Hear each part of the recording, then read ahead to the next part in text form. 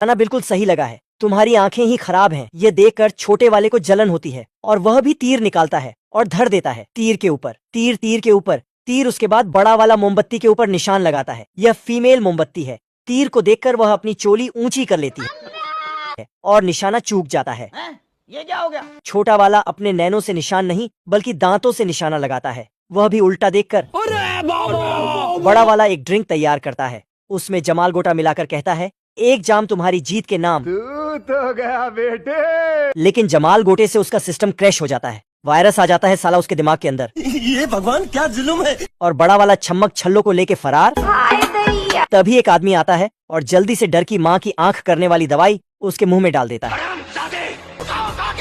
ताजमहल के गेट को तोड़कर कुतुब मीनार की सीढ़ियां नीचे ताजमहल में घुसेड़ देता है। बसंती को बचाकर पहलवान की ठुकाई करके वह उसे गधा बनाकर लूटा हुआ सोने को बांटने लगते हैं। रास्ता न होने की वजह से ये कुत्ता अपनी भेड़ को आदेश देता है तो भेड़ उसके लिए रास्ता बनाना शुरू कर देती है। नदी को साफ कर देती है। बेचारे इनका तो घर ही उजड़ गया। वह अपने सोलर सिस्टम को पार करके गैलेक्सी छोड़कर एंड्रोमेडा पहुंच जाती है। यहाँ पर गायों का राज है। तो चलिए शुरू करते हैं। मैंने उसको इतना देखा। एक गाय दौड़ के सुट्टेबाज को बताती है इशारों से, लेकिन साले को कुछ समझ नहीं आ रहा। वह अपने गधे पर छलांग मारता है लेकिन निशाना चूक गया। एंड्रोमेडा गैलेक्सी में ऐसा ही होता है। वह भेड़ को रुकने का आदेश देता है। दो नाल लेकर उस कुत्ते की खोपड़ी में लगा देता है और उसे अपनी नेतागिरी दिखाने लगता है। वह ऊपर एक पक्षी में धरता है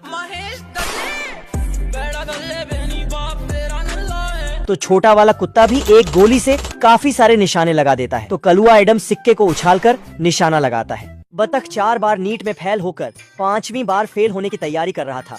तभी उसने मेडिसिन की एक किताब में देखा कि जिस हरामी की भी जुबान काली होती है वह जल्दी ही टपक जाता है। बतख तुरंत अपनी जुबान शीशे में चेक किया तो वह सच में काली थी। बीमारी की ओर लक्षण देखे तो उसमें अंधापन भी शामिल था। आंख पर हाथ लगाकर चेक किया तो इसके तीनों हरामी बच्चे लाइट जला बुझा दिए। बतख की फट के 4 हो गई। अरे दादा रे। बतख को पूरा शक हो चुका था कि वह अब टपकने वाला है। आज मैं मर गया भैया, मेरे घर पे चलो। बेचारा मौत के डर से बिस्तर पर पड़ रहा और इसके बच्चे इसकी सेवा करने लगे। मैं मरी जाऊंगा भगवान। बतख अपने सारे प्रॉपर्टी इन तीनों के नाम करके टपकने के लिए तैयार था। तभी वह तीनों हरामियों की हरकत पकड़ लेता है। ये क्या हो गया?